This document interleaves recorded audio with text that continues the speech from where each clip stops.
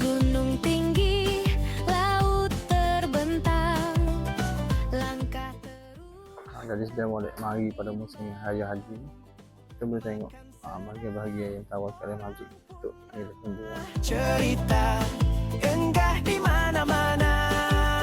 Setiap video penuh makna. Baik, okey, kalau Pak Emo tengok, kalau bos tengok belakang tu masjid.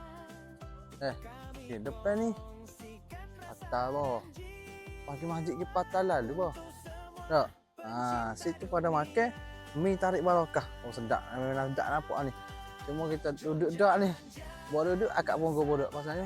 Tak ada, kita tak habis kerja lagi, kita kena selesai kerja dulu. Mari kita tengok. Apa dia yang ada situ. Okey, mula masuk ni dia ada sedia okey. Gun kereta motor dia ni. Nak naik, nak pergi naik gun musim-musim pun boleh bah. Okey, sini ada penjualan sikit-sikit dah. Macam sana saat ni tak banyak mana kat masjid. Sini banyak sikit dia macam pasar rambut gitu lah. Pasar malam.